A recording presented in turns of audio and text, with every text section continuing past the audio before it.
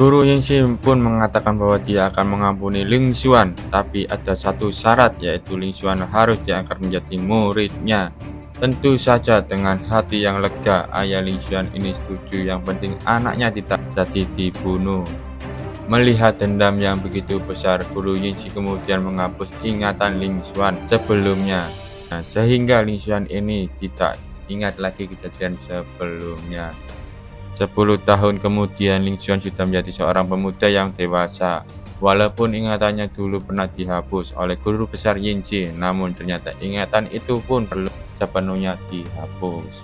Dia sering kali masih teringat ibunya, namun hanya bentuk bayangan saja. Ia dididik oleh guru Yingxi, ia hidup dibesarkan di istana kekaisaran, tetapi Ling Xuan ini tumbuh menjadi pemuda yang sedikit nakal dan terkenal sulit diatur. Ia sangat membenci orang-orang kerajaan. Gurunya sendiri pun ia memanggil bukan dengan panggilan guru, melainkan dengan panggilan orang tua tengil. Namun dalam kesehariannya, ia selalu didampingi dan juga diawasi oleh seseorang yang memang bertugas melindungi Ling Xuan. Suatu hari di istana kekaisaran akan mengadakan pelantikan putra mahkota pertama.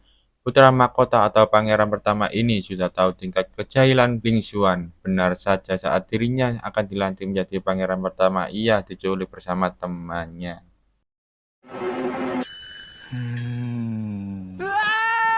Sementara itu, di aula istana mereka semua menjadi panik, terutama kaisar, karena sudah hampir setengah jam putra mahkota pertama yang akan dilantik belum juga datang. Selang berapa lama, seorang prajurit melaporkan kepada kaisar bahwa pangeran pertama telah diculik oleh Ling Xuan, pelindung negara. Sontak kaisar langsung menuding ayahnya Ling Xuan bahwa dia tidak becus mendidik seorang anak. Ayah Ling Xuan pun langsung berjanji akan membawa pangeran pertama ke hadapannya secepatnya dan akan memberikan pelajaran atas kenakalan anaknya. Sementara itu di tempat lain, tampak seorang wanita bersayap terbang melintasi gunung-gunung di atas kerajaan kekaisaran. Dia adalah gadis suntik ke-20 dari klan Ku, dia bernama Yulian. Dia mendarat di sebuah tempat bersama gurunya dari klan Ku, seorang guru yang merupakan roh pedang dari pedangnya Kaisar Naga, mengingatkan kepada Yulian bahwa dia atau Yulian ini adalah gadis suci ke-20 yang kewajibannya membebaskan Kaisar Naga yang saat itu tersegel di akademi. Waktu 10 tahun sudah tiba. Itulah waktunya Kaisar Naga harus bangkit untuk kembali memimpin klanku dan juga membebaskan orang-orang klanku yang masih ditangkap oleh para manusia. Ia pun meminta Yulia untuk menyamar menjadi manusia dan mendaftar di Akademi Moyun untuk mencari tahu di mana Kaisar Naga tubuhnya disegel, yang tentu saja tujuannya adalah untuk membebaskan Kaisar Naga.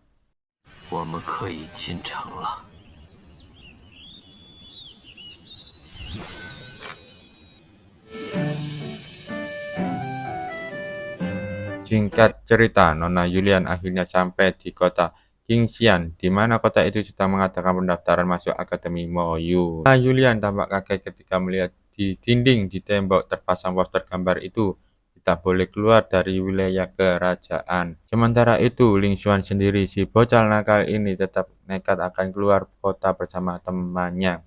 Ia pun kemudian memakai cara berpura-pura mati.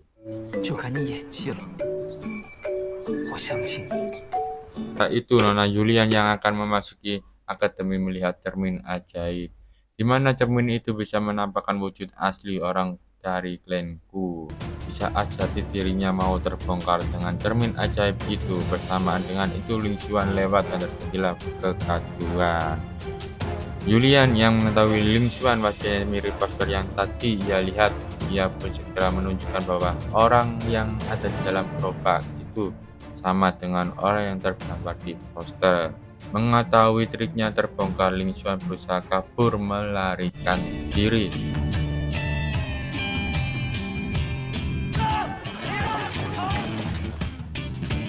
Namun para penjaga segera mengajarnya dan kesempatan itu dimanfaatkan oleh Nona Yulian untuk masuk melewati cermin ajaib. Ling Xuan akhirnya dilumpuhkan oleh Guru Yi. Ia pun kembali dibawa ke tempatnya dan tidak boleh keluar. Alhasil, Ia pun diajar ayahnya dipukuli sampai babak belur.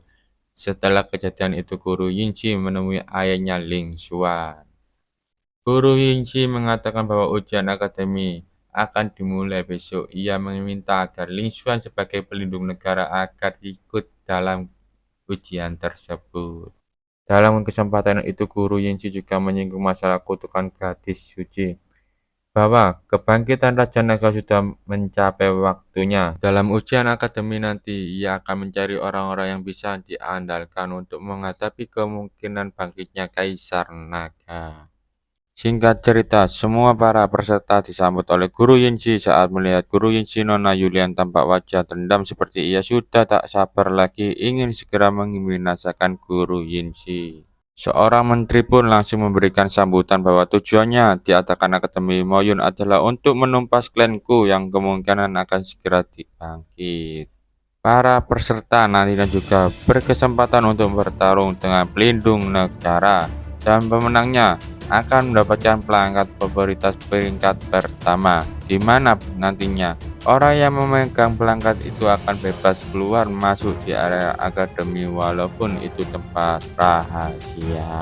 Ujian pertama adalah mereka harus bertarung 1 lawan 1 sesuai nama yang sudah ditentukan oleh panitia, dan akan diambil 20 peserta terbaik untuk melanjut ke babak berikutnya.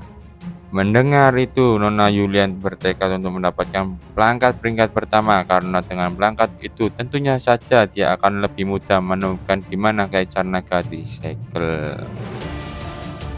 Ujian pertama pun dimulai, para siswa menunjukkan kemampuannya masing-masing.